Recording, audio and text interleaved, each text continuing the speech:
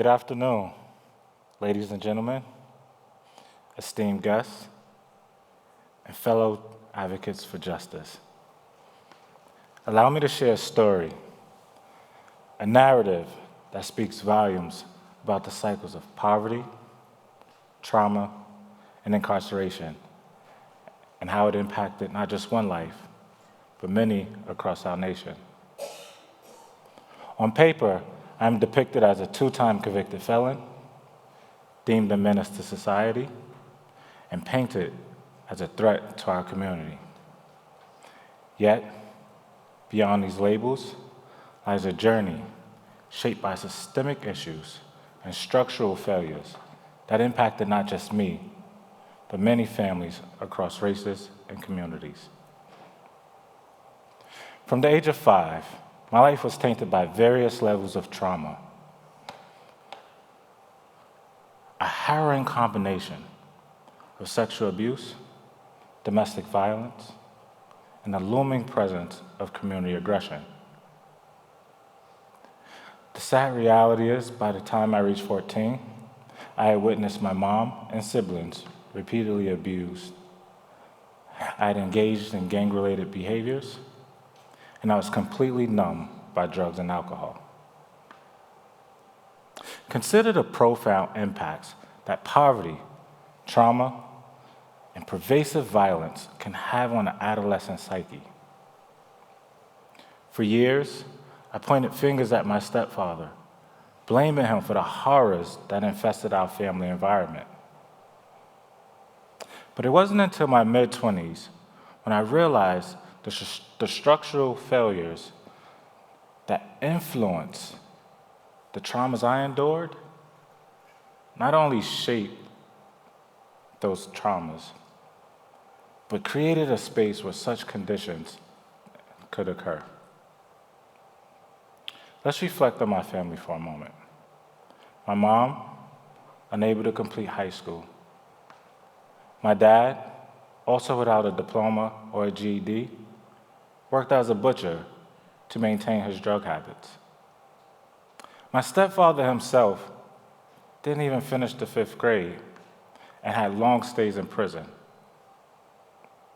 Economic growth, upward mobility, and emotional intelligence were fancy words that did not apply to the environment that I lived in. All of my parents were seeking to escape their own traumas during my childhood. How can we expect individuals impacted by trauma, incarceration, and substance use disorder, and a lack of education to sustain a household, let alone care for a family? The deficiencies in my community and the problems of the 1980s crack epidemic were evident. Listen, no one wakes up and decides to be a victim or a villain in their own story.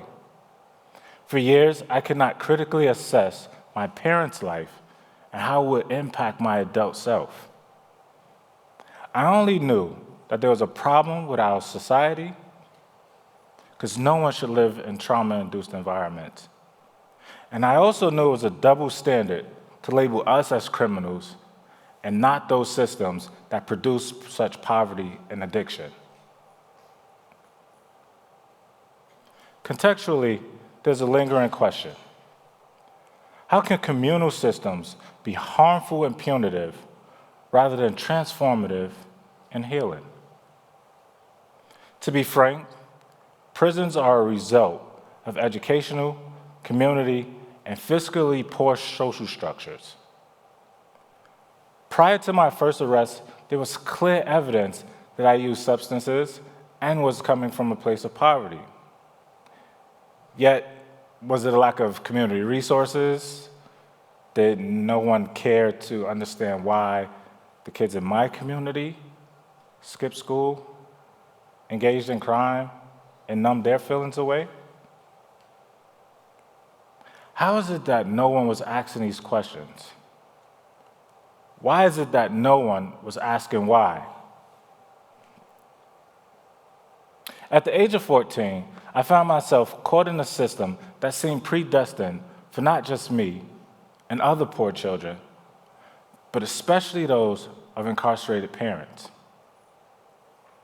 I can recall an assistant principal stating his belief that my community in Brooklyn was unworthy of a high school and more fitted for the juvenile detention center called Crossroads.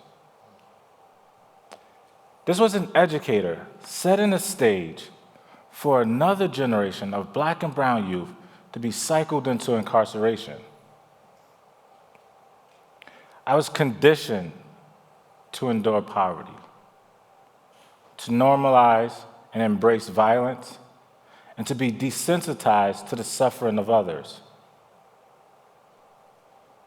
The reduction of my humanity was perpetuated in the language of our educators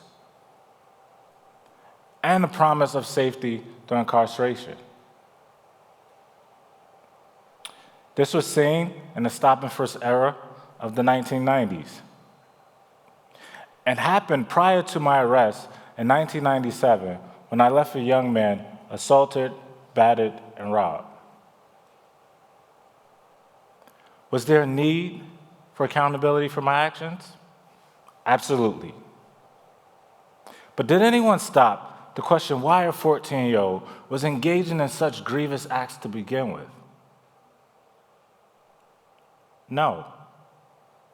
Instead, we were met with super predator narratives, dehumanized, and seen as menaces to society. How is it that we couldn't take this time to incorporate restorative practices instead of retributive justice? According to the ACLU, on any given day, 60,000 youth are held in carceral captivity. In 1997, 23% of Black Americans lived below the poverty line. These numbers would go down. However, we know the poorer you are, the higher chances you have of incarceration. And yet, we still fail to produce effective alternatives for these youth. At any juncture, anyone could have asked, why are our communities grapple with gang-related behaviors, substance use disorders, and deteriorating mental health? Just imagine the benefits that could have come out of criminalizing poverty and not the person committing the acts. Yet, many in those educational and judicial spaces fail to ask about the root behaviors, the root causes of these behaviors, or provide structural interventions.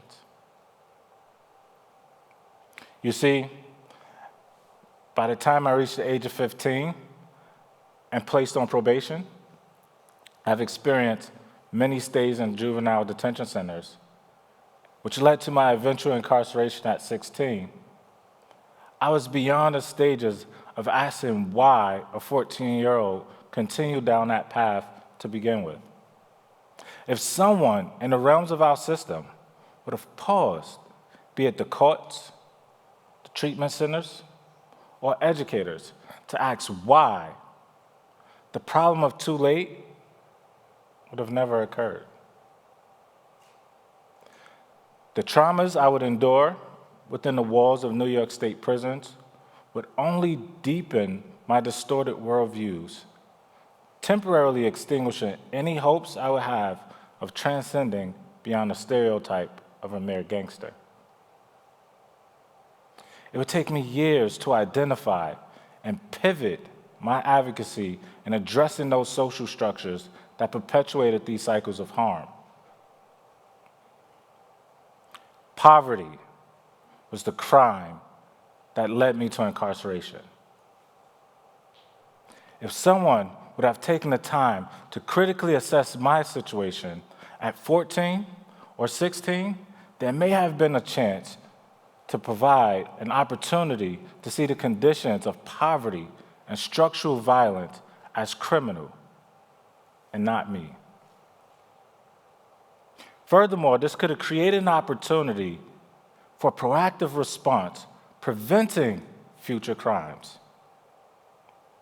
Poverty has set the stage where black and brown translates to criminality, and that is systemic. It's a system that continues its grips today, where even in a wealthy community like State College, a black and brown body can be gunned down by police officers like we've seen in the murder of Osage. Consider this.